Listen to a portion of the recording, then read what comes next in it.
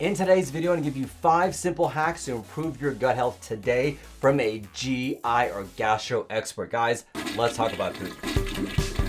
So as I've gotten older, I realize how important my health is to me, not only for my health, but for my energy, my mental clarity, my relationships with my family, my friends, and my loved one.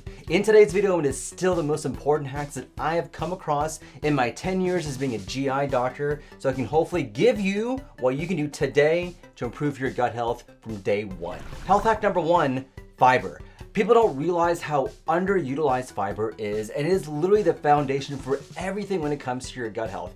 Fiber's been around for eons, for millennium. In fact, fiber probably was one of the first things that we started to eat to change our gut microbiome. And fiber is the basis for gut health. I tell all my patients, you can do everything that you want, but if you don't have that foundation of fiber, it's not going to improve your health. And we have to start off with fiber. Now, there are a lot of benefits with fiber. It can help out with gut health, constipation, and diarrhea. It can hopefully improve your gut microbiome, but also can improve things outside the GI tract, including your heart, your brain, your kidneys. There literally is no organ that's involved in which fiber does not play a role. Now, the best way to get fiber is having a plant-based diet. And I know people out there are promoting all sorts of diets, whether it's carnivore diet or keto diet, but I'm telling you, when it comes to the data and the science, the best diets that are blowing diets out of the water is more of a plant-based diet. So you don't have to go completely vegetarian, that's fine. But the more plants that you add, the more fiber that you add, the better it's gonna be for your gut. There's no debate about that. So do what you can to add more plants and fiber in your diet because your gut will thank you. And this is the first step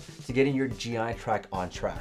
Number 2 is incorporating some sort of fasting. Now, I'm a big fan of intermittent fasting. I've been doing it for years, and I try to recommend for a lot of my patients to do this. Now, I know it can be hard, especially if you haven't done it for the first time, but we've seen studies after studies after studies suggesting that calorie restriction can do a lot of benefits for your body. It can improve fatty liver disease. It can decrease your risk for developing colon cancer. It can improve longevity of your life. But what it also does for me, it gives me a lot of willpower because my mind is controlling my body. And that gives me willpower to think, okay, if I can do this, I can control other things going on in terms of my life.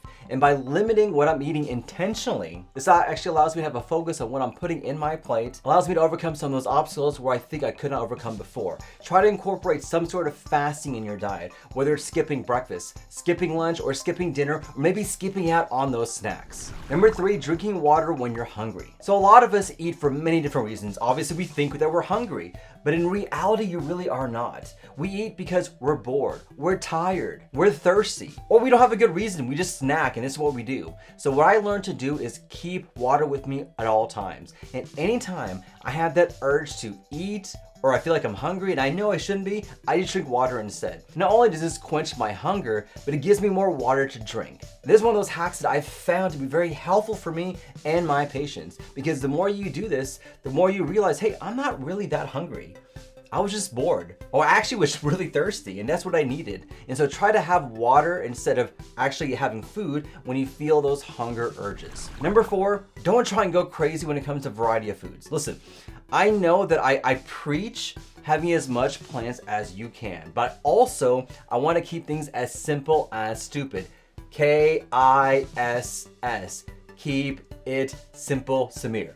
That's me. And so I have found that I really limit my eating to about 5 different types of meals throughout the whole entire week, and that's it, because I try to keep things as simple as possible. Listen, I'm on the go. I have a lot of things going on. I'm sure you do too. And I try to minimize as many decisions as I can. So in reality, I eat the same thing for breakfast, for my snacks, for dinner, pretty much Monday through Friday. Where I go differently is on Saturday and Sunday, because those are the times when I enjoy my food with my family. So during those times, I want to experiment. I'll have whatever they're having.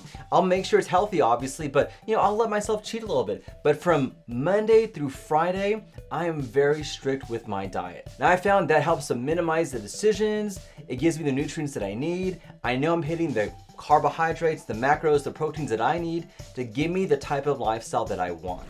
Number 4 is taking a walk.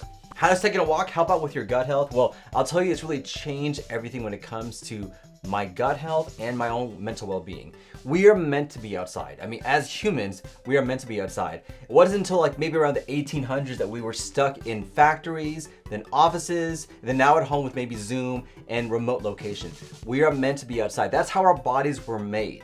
And so going for a walk gives you that opportunity to interact with nature. And we have seen multiple studies and papers showing how the interaction with nature can change your mental well-being, your gut microbiome. The movement can help out with constipation, with diarrhea, it can help out with stress.